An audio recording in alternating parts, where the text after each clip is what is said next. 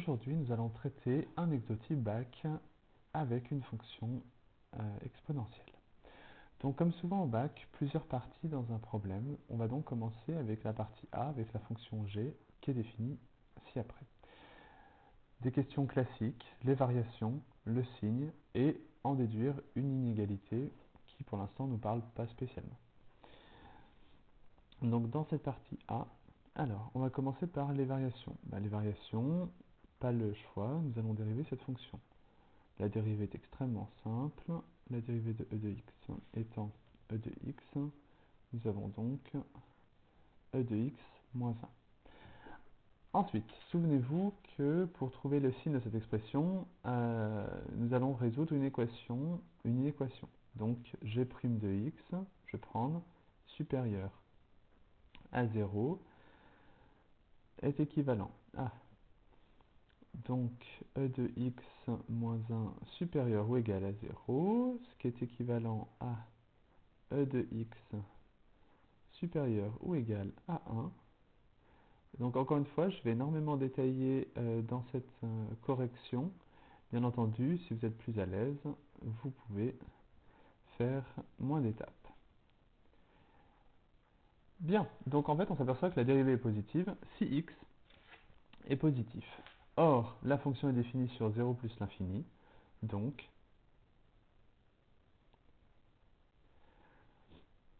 g est croissante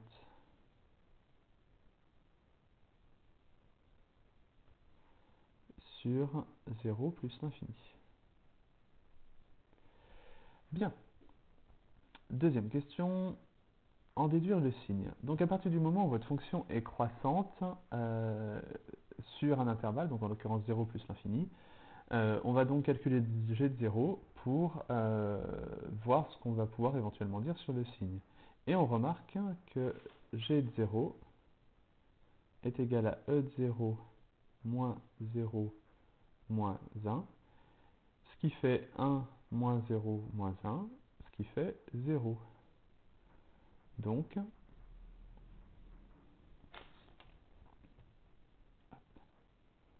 pour tout x appartenant à 0 plus l'infini, g de x est supérieur ou égal à 0. Autrement dit, notre fonction est positive.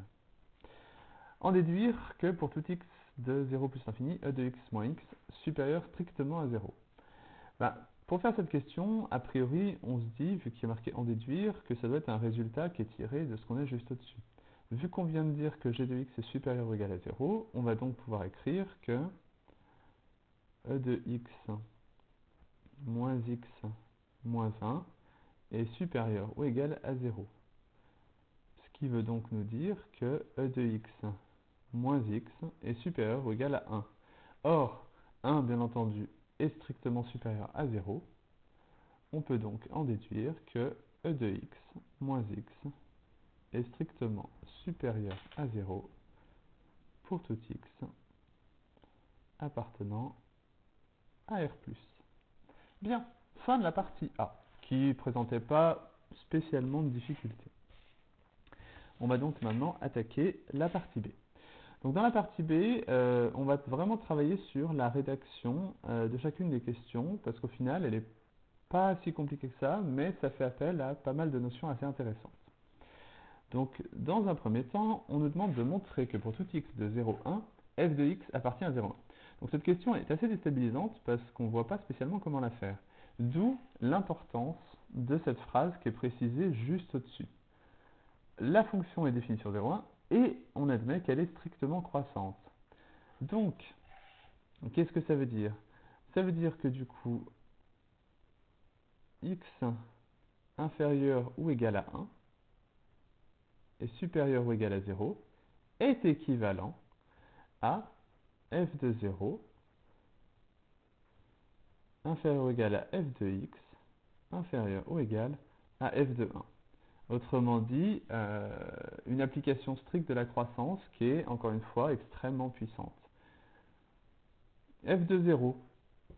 F de 0, donc on remplace x par 0, ça fait 1 moins 1, 0 sur 1 moins 0. Donc au final, f de 0 est égal à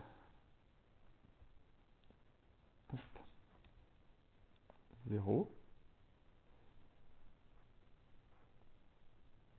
Et f de 1, bah, ça fait e moins 1 sur e moins 1, autrement dit 1. Donc, on vient très simplement, à l'aide de la croissance, de prouver que pour tout x appartenant à 0,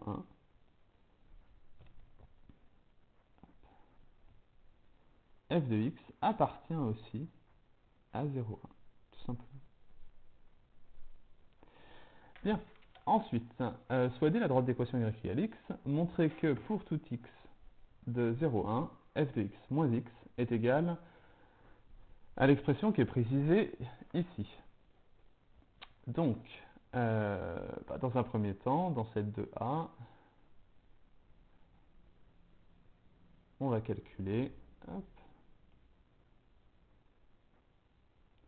f de x moins x. Alors, f de x moins x est égal à... donc je me permets de mettre directement tout sur le même dénominateur, donc ce qui nous donne e de x moins 1 sur e de x moins x, et donc vu que j'enlève x, je vais mettre moins x facteur de e de x moins x. Ce qui nous donne e de x moins 1 moins x e de x plus x carré, le tout sur e de x moins x. Bien. Donc dans un premier temps, on va s'arrêter là. Pourquoi? Parce qu'on nous demande de vérifier que cette expression est la même que celle-là. Effectivement, le dénominateur, c'est le même. Par contre, le numérateur, ce n'est pas le même. Il va donc falloir montrer que ça, c'est la même chose que ça. Et donc, assez classique, on va donc partir de l'expression qui nous est donnée, à savoir 1 moins x facteur de g de x, qui est égal à 1 moins x facteur de e de x moins x moins 1. Donc ensuite, on va développer cette expression. Alors je me permets d'écrire le égal ici parce que ça va nous prendre un peu de place. Donc ça nous fait e de x moins x moins 1 moins x e de x plus x carré plus x. Ce qui nous donne e de x, donc moins x plus x, ça s'annule, moins 1,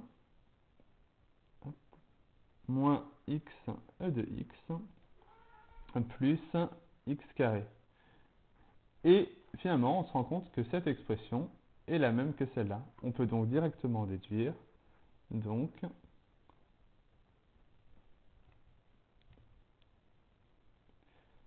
f de x moins x est égal,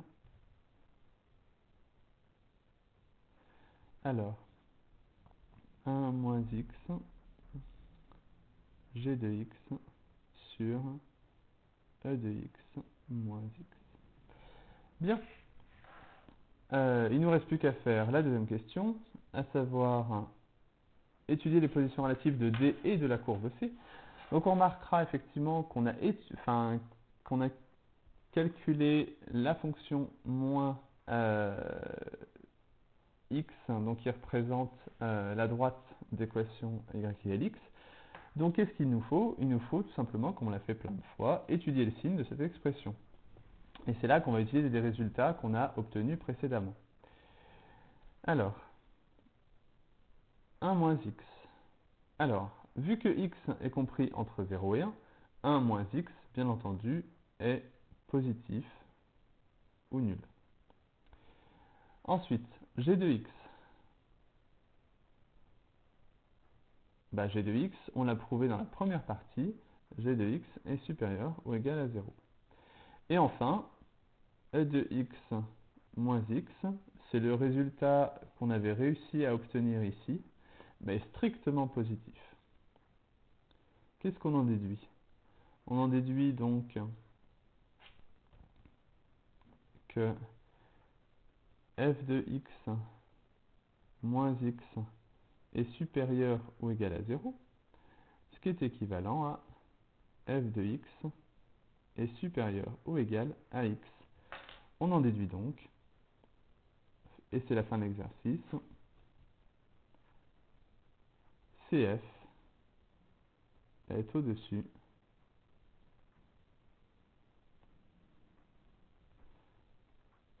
de D. Et voilà, donc on vient de traiter l'intégralité d'un exercice type bac présentant la fonction exponentielle. Merci à vous.